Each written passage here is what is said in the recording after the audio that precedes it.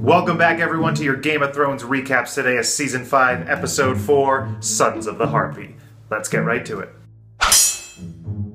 Way up yonder at the wall, things are heating up just as they're getting colder. As new Night's Watch President, Jon has to deal with unending bureaucracy to go along with a severe budget deficit. After training his men himself, he then has to sign a bunch of letters asking for more support, because even though he's already president until death, Jon has started his re-election campaign. He then gets a visit from Melisandre, who tries to seduce him, but Jon turns her down, telling her he's still trying to get over his ex. Even Melisandre tells him that he knows nothing, and Jon considers that as his next campaign slogan. At Winterfell, Sansa pays a visit to the crypts beneath the castle. Littlefinger's sleazy sense goes off, and he follows her down there to be alone with her. Then, to keep Sansa from running away, he tells her a really long story about her aunt that she never met, and how he's plotting to make Sansa Mayor of the North. Sansa thinks about how she was almost the queen, then almost a princess, and sighs in resignation. Littlefinger tries to cheer her up by kissing her, then leaves Sansa to throw up into the graves of her ancestors. In King's Landing, Mace Tyrell tells the small council that the Iron Bank of Braavos is calling in 10% of their debt. But it's been a tough year, and the crown can only afford to pay back half of that. After watching Mace use his calculator to figure out half of 10%, Cersei decides to send him to Braavos to refinance their loan and maybe get pushed off a boat.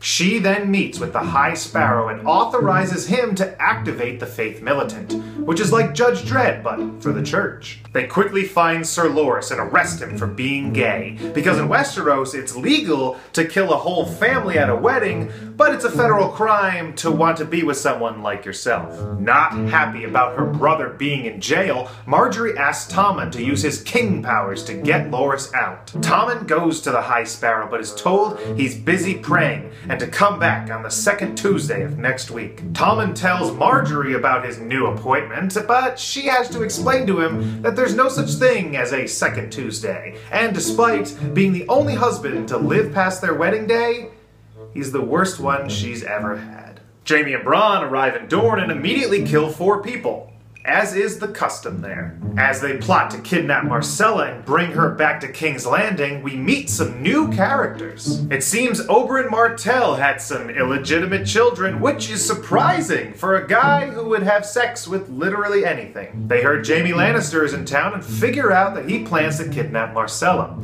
They decide the best way to stop him from kidnapping a little girl is to start a war. This may seem like a bad idea, but it makes perfect sense for people who eat sand for breakfast every day. Finally, across the narrow sea, Ser Jorah tells Tyrion that he's not taking him to Cersei, but rather to Daenerys. This is all fine with Tyrion since that's where he was going anyway, and Varys had a bad habit of reading every sign they passed on the road out loud.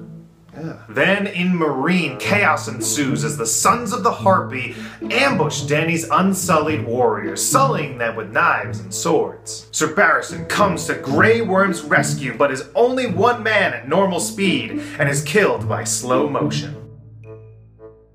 Sansa tries to find out where they put all her stuff after she moved out. Tyrion sees a dragon and immediately wishes he hadn't, and Jon tells everyone who will listen that winter is coming. And you know what winter brings.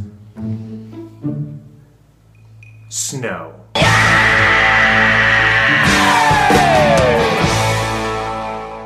And there you have it, your recap for Season 5, Episode 4, Sons of the Harpy. If you like this video, make sure you hit that like and subscribe button below to get recaps all season long, and leave a comment while you're down there. Let's chat. See you guys next week.